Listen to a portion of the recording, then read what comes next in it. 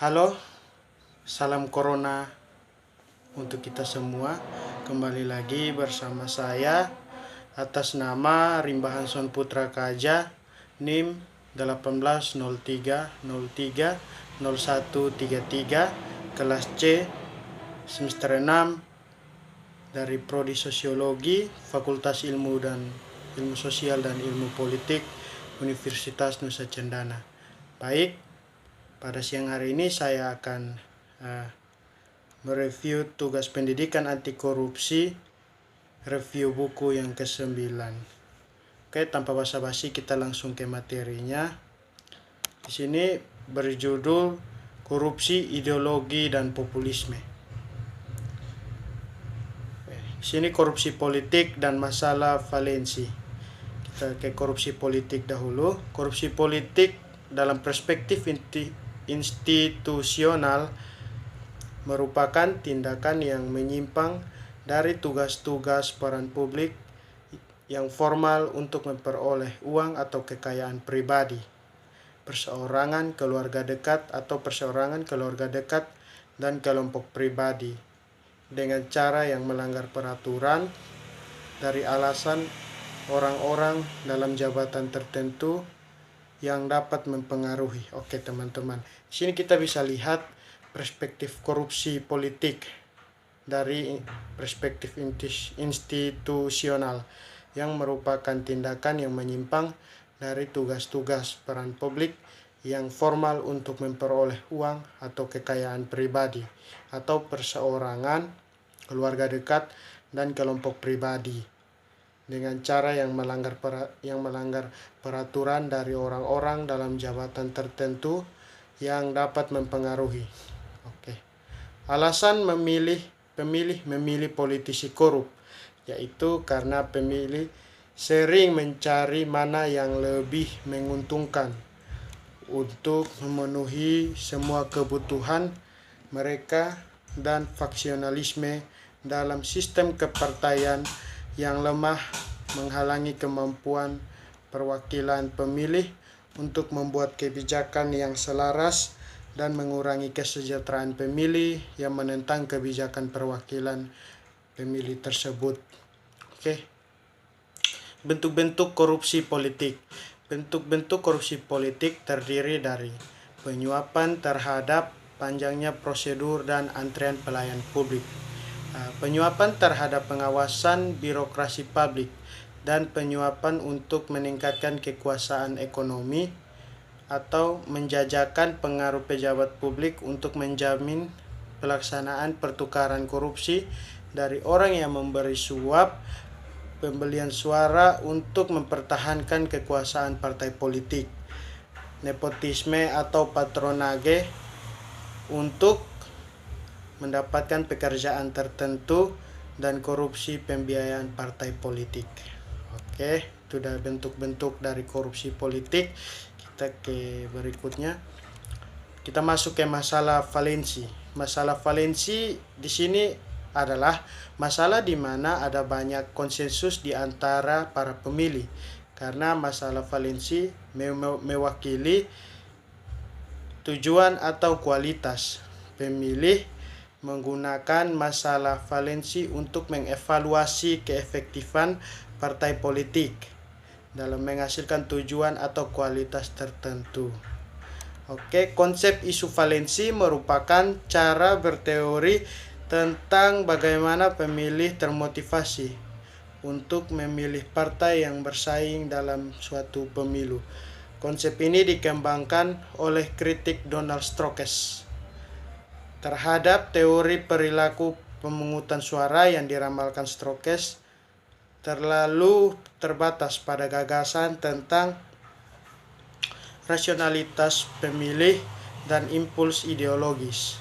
Seperti dengan model spasial kompetisi partai, sejak Strokes memperhatikan selama tinjauan sejarah pemilu Amerika Serikat bahwa pemilih terkadang tidak terikat oleh kepentingan pribadi atau ideologi.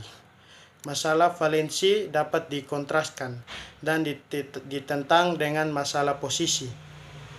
karena masalah posisi diatur oleh ideologi pemilih dan kecenderungan mereka untuk pemilihan kepentingan yang bersaing daripada diatur oleh perasaan konsensus yang ditemukan dalam masalah valensi, karena masalah valensi dapat membentuk hasil pemilu, dan oleh karena itu pemerintahan di masa depan, para pemilih dan politisi menyesuaikan perilaku mereka sesuai dengan masalah valensi yang ada. Termasuk ke sejarah dan konsep. Di sini konsep masalah valensi berasal dari tinjauan kritis Donald Stokes tentang teori perilaku pemungutan suara Anthony Downs yang menganalogikan logika pasar penawaran dan permintaan. Downs menyimpulkan bahwa para pemilih ketika menentukan preferensi suara mereka dan partai politik ketika menentukan kebijakan mana yang akan disuplai, membuat pilihan strategis yang ekonomis dan rasional dalam ruang ideologis. Masalah utama Stokes dengan model perilaku pemungutan suara Downs adalah kenyataan empiris, khususnya pemilu AS terbaru di masa Stokes tidak sesuai dengan asumsi teoritis Downs. Dengan demikian, konseptualisasi Stokes tentang masalah valensi muncul dari kritiknya yang terfokus pada salah satu asumsi Downs tentang pemilih yang membuat keputusan berdasarkan suara mereka berdasarkan serangkaian preferensi kebijakan alternatif yang teratur. Di sini Stokes percaya bahwa cara membayangkan pemilih ini dapat bekerja dengan masalah posisi, tapi bukan masalah valensi. Membayangkan pemilih ini dapat bekerja dengan masalah valensi, karena masalah valensi adalah masalah politik yang tidak dapat diambil oleh partai pesaing untuk mengambil posisi alternatif, seperti yang biasanya dilakukan partai dengan masalah posisi. Dalam pemilu yang memperebutkan masalah posisi, satu partai dalam membedakan dirinya dari partai AS pesaing lainnya dengan menganjurkan posisi kebijakan yang berbeda, sehingga mendapatkan dukungan yang lebih besar dari pemilih daripada partai saingan lainnya dan dengan demikian memenangkan pemilu. Misalnya di sini ada tiga partai yang bersaing dengan cara yang bersamaan, memberikan ide yang berbeda kepada para pemilih tentang tingkat intervensi ekonomi. Semua dengan tujuan untuk menemukan dan menarik dukungan elektoral terbanyak. Namun masalah valensi menawarkan ruang minimal bagi partai untuk membentuk sikap alternatif karena semua pemilih tampaknya sepakat tentang sikap tertentu. Masalah valensi korupsi itu menyoroti keyakinan Stokes bahwa pemilih memiliki konsensus preferensi yang luas tentang masalah tertentu. Dalam pemilu di mana korupsi menjadi isu penting, tidak akan ada satu partai yang pro korupsi dan partai saingan yang anti korupsi. Sebaliknya, kedua belah pihak akan menentang korupsi dan terserah para pemilih untuk memutuskan partai mana yang paling baik dalam mengakhiri korupsi.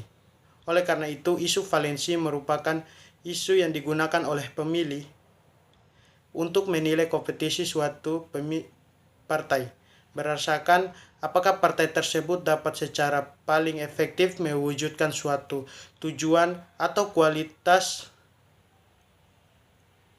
berdasarkan tujuan kualitas yang diwujudkan oleh isu valensi, atau apakah partai tersebut patut disalahkan atau seharusnya disalahkan, dikreditkan dengan barang atau kondisi masa lalu atau sekarang yang mewakili masalah valensi. Sejak Stokes menetapkan konsep masalah valensi, konsep tersebut telah diterapkan pada politik di luar Amerika Serikat. sedangkan interpretasi asli dari konsep tersebut didasarkan pada pengamatan yang dilakukan Stokes ketika meninjau pemilu Amerika pada tahun 30-an dan 40-an, di mana Stokes mengidentifikasi pemulihan ekonomi sebagai masalah valensi. Pemulihan umum Amerika Serikat tahun 1952, di mana Stokes mengakui peran Korea dan korupsi sebagai ada peran Korea. Di sini di mana Stokes mengidentifikasi pemulihan ekonomi sebagai masalah valensi. Pemilihan umum AS pada tahun 1952, di mana Stokes mengakui perang Korea dan korupsi sebagai dua masalah valensi, dan pemilu pada tahun 1956 dan 1960 yang menurut Stokes didominasi oleh isu valensi kebijakan luar negeri Amerika Serikat. Oke, kita masuk ke populisme. Populisme pada dasarnya adalah variasi mode pendekatan politik yang bertujuan untuk menarik dukungan dari masyarakat yang merasa aspirasinya tidak diperhatikan oleh pemerintah saat itu. Dalam ilmu politik, populisme menggambarkan suatu proses yang terbagi menjadi dua kelompok, atau the poor people, atau the good, dan the corrupt elite, atau the bad. Istilah ini sebenarnya jarang sekali digunakan pada abad ke-20 dan baru diteliti dengan aktif pada tahun 1990-an. Hanya setelah Donald Trump menjadi populer di tengah kampanyenya, istilah ini marak digunakan di diskusi keseharian. Statistik Google Trend menunjukkan bulan Januari 2017 saat pelantikan berlangsung adalah periode di mana pencarian kata populisme tertinggi sampai hari ini, atau MUT 2018. Namun peneliti ilmu politik sendiri belum menemukan konsensus mengenai definisi populisme sendiri. Apakah ini sebuah ideologi ataukah sebuah wacana publik? Yang pasti Akademia Politik setuju bahwa populisme ini adalah sebuah fenomena abad ke-21 yang perlu dipantau lebih lanjut. Oke, sekian dari review saya pada buku yang ke-9. Mungkin masih ada kekurangan, saya minta maaf. Terima kasih telah menyaksikan.